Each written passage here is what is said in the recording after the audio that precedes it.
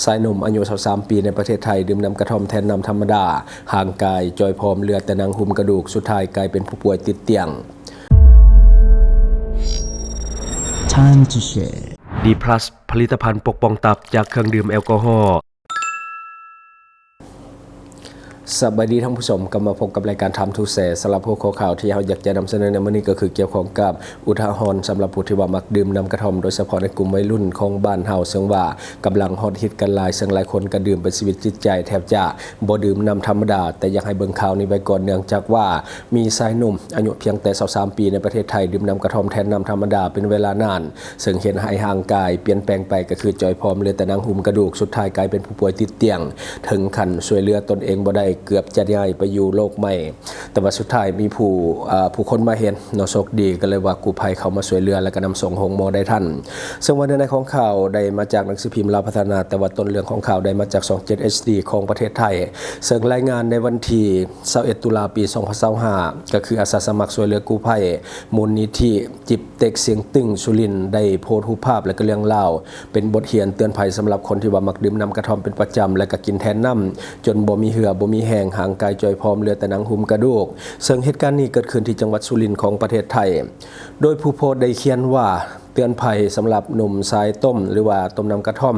เคสนี้ได้รับแจ้งเหตุพบชายอายุ23ปีอ่อนเพลียจอยพร้อมจนเหลือแต่หนังหุ้มกระดูกซึ่งผู้ป่วยได้ให้ข้อมูลว่าดื่มน้ำกระท่อมเป็นเวลาโดนนานสมควรซึ่งว่าดื่มแบบบ่เป็นน้ำดื่มแทนน้ำธรรมดาไปเลยก็คือกินข้าวได้น้อยลงและก็เก็บโตอยู่แต่ในห้องพักซึ่งภายในห้องพบแต่ตุกน้ำกระท่อมกับ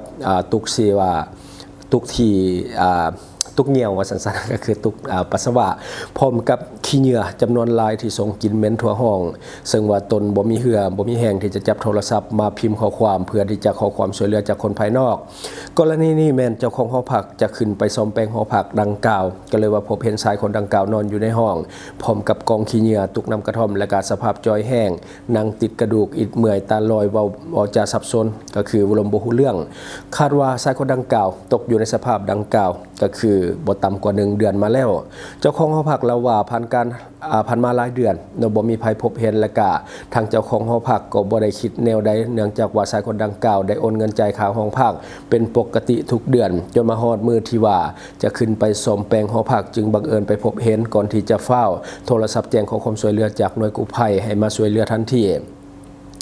อันนี้ก็คือเนื้อในของข่าวที่ได้มาจาก27ละกาหนังสือพิมพ์ลาวพัฒนาที่ว่าเพิ่นได้แปลมาแล้วก็คือเรื่องของชายหนุ่มอายุ23ปีเท่านั้นแต่ว่ามักดื่มน้ำกระท่อมเป็นชีวิตจิตใจก็คือดื่มแต่น้ำกระท่อมแทนน้ำธรรมดาก็คือดื่มมาเป็นระยะเวลานานและก็ห่างกายกับสูบพร้อมก็คือเวลากินน้ำกระท่อมหลายๆก็เฮ็ดให้อิดเมื่อยมีแต่อยากนอนแล้วก็บ่ได้กินข้าวบ่ได้กินน้ำจึงเฮ็ดให้จอยพร้อมลงไหวสุดท้ายเหลือแต่หนังหุ้มกระดูกและก็บ่สามารถที่จะช่วยเหลือตนเองได้แม้แต่การจับโทรศัพท์ขึ้นมาเพื่อที่จะพิมพ์ขอความช่วยเหลือจากคนอื่นก็บ่สามารถที่จะเฮ็ดได้และที่สำคัญกว่านั้นก็คือจอยพร้อมบ่มีเหือบ่มีแห้งและก็นอนอยู่ในกองขยะที่เป็นจำนวนหลายอยู่ในห้องพักที่ว่าตนเองอยู่ก็คือมีทั้งตุกน้ำกระท่อมแล้วก็มีเรื่องของตุกเหนี่ยวของเจ้าของนอนที่ว่าเหนี่ยวปะไว้ซึ่งว่าบ่สามารถที่จะลุกได้ถ้าว่ามีคนพบซากว่านี้ก็คงจะได้ย้ายไปอยู่โลกใหม่เป็นที่เอี่ยมห้อยเนาะคันสั้นเนาะคันว่าเพิ่นบ่เห็นคันว่าเขาบ่ขึ้นไปซ่อมแปลงหอพักก็จะได้ย้ายไปอยู่โลกใหม่อย่างแน่นอนสำหรับผลข้างเคียงของกระท่อมก็คือนี่แหละมันเกิดขึ้นซึ่งว่าหลายคนที่ดื่มมานานก็พอจะรู้จักผลกระทบที่มันเกิดขึ้นกับร่างกายสภาพจิตใจและการเรื่องของสติปัญญาสมองน้ำพร้อมเนาะสำหรับผู้ที่ว่าดื่มกระท่อมก็จะฮู้แต่ถ้าดื่มใหม่ๆก็บ่เป็นหยังเพราะว่าร่างกายยังแบบหับกับสารพิษต่างๆที่มันเข้าไปได้ดีแต่ถ้าว่าดื่มเป็นระยะเวลานานก็คือสารดังกล่าวมันจะควบคุมร่างกายและก็บ่สามารถที่จะเฮ็ดหยังได้บัดนี้เฮาจะมาให้ท่านผู้ชมได้เบิ่งนำกันสำหรับผลเสียของน้ำกระท่อมเนาะก็คือหลายคนอาจจะถือเบาเรื่องของการดื่มน้ำกระท่อมเนาะก็คือคันดื่มแต่กระท่อมอย่างเดียวก็บ่ค่อยมีปัญหาปานใดแต่ว่ามันมีสารเสพติดประเภทอื่นเข้ามานำฉะนั้นมันจึงส่งผลเสียคูณ2คูณ3ขึ้นไปเนาะเดี๋ยวมาเบิ่งผลเสียของ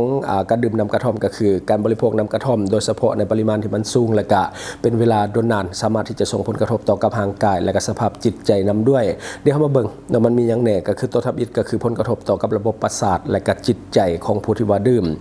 เมื่อดื่มน้ำกระท่อมเป็นเวลานานจะมีอาการปวดกล้ามเนื้อและก็นอนบ่หลับท้องท้องมีน้ำมูกไหลและก็รู้สึกว่ากระวนกระวายและก็มีผลข้างเคียงอื่นๆอาจจะมีอาการร้อนสับสนและก็มีอาการทางจิตห่วมด้วยเนาะถ้าว่ากินเป็นเวลานานอันนี้คือสิ่งที่มันเกิดขึ้นแน่ๆสำหรับผู้ที่ว่า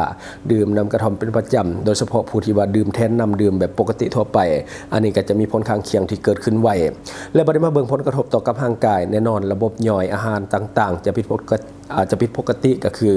กับบ่มักกินข้าวแล้วก็กินข้าวก็บ่แซ่บเนาะแล้วก็จะมีอาการท้องผูกขุ่นแห้งเนื่องจากว่ากินข้าวน้อยก็บ่ถ่ายเฮ็ดให้เกิดอาการท้องผูกขุ่นแห้งและบ่สามารถที่จะขับถ่ายได้ง่ายคือปกติทั่วไป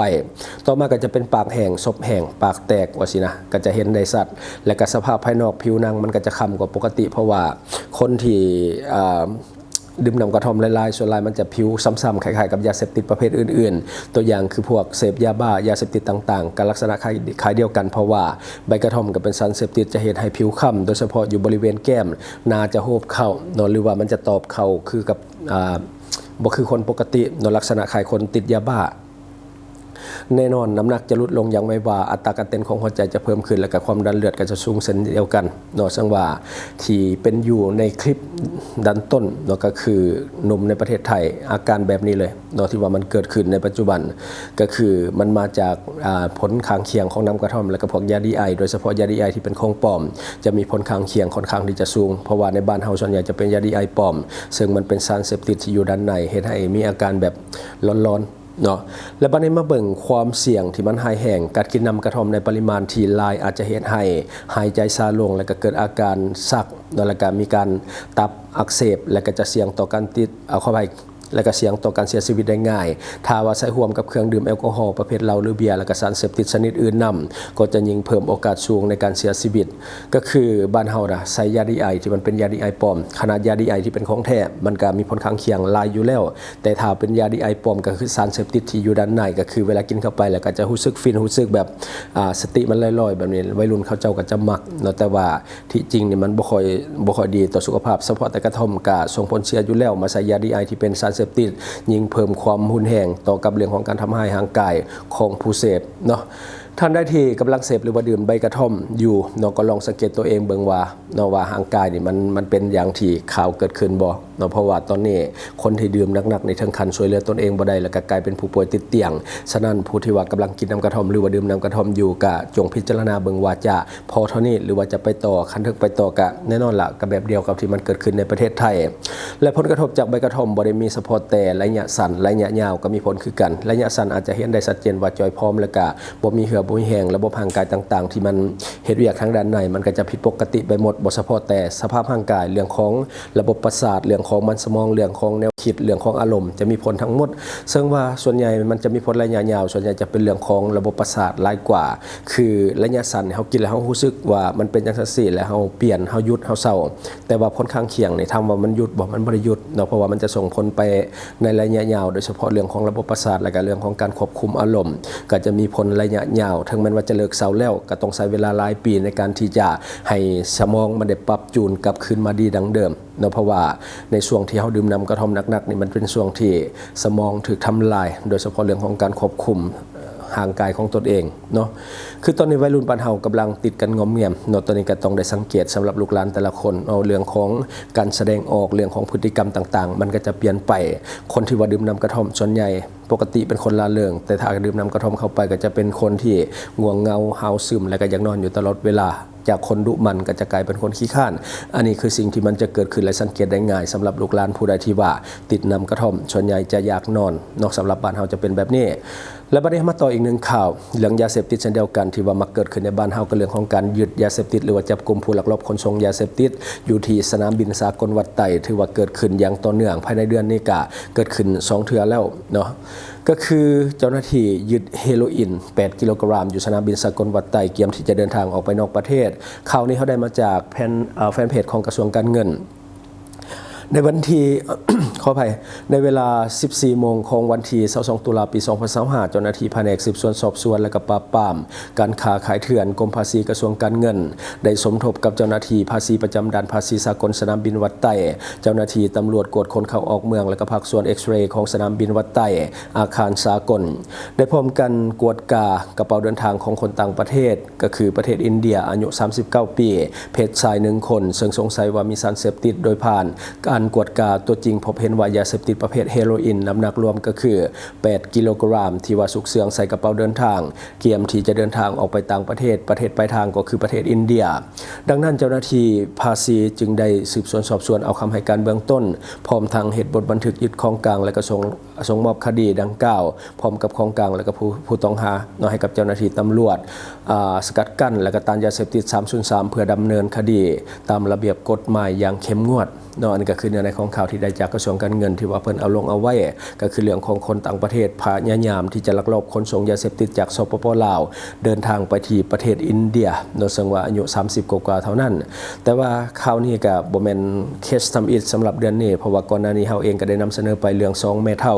จากประเทศฟิลิปปินส์ซึ่งว่าอายุบ่ธรรมดาละ70 ปีแต่ว่ายังมาขนยาเสพติดจากสปป.ลาวเกียมที่จะเดินทางไปฟิลิปปินส์แต่ว่าตัวนั้นก็บ่รอดคือกันเจ้าหน้าที่ตำรวจอยู่สนามบินสามารถที่จะสกัดจับไว้ได้ทั้งของกลางและก็ผู้ต้องหาได้ทั้ง2คนอันนั้นก็คือเป็นเพศหญิงผู้เฒ่าอายุ70 ปี2คนเป็นคนจากประเทศฟิลิปปินส์และก็บ่ฮู้ว่ามันเกิดยังขึ้นกับค่านิยมของคนต่างชาติที่เข้ามาขนยาเสพติดจากบ้านเฮาที่จะออกไปทางสนามบินสากลวัดไต่ซึ่งว่าเฮาฮู้อยู่แล้วมันมีเจ้าหน้าที่ลายแล้วก็มีเครื่องเอ็กซเรย์ที่ว่ามันสามารถสแกนเห็นด้านในได้เกือบว่าทุกซอกทุกมุมก็คือ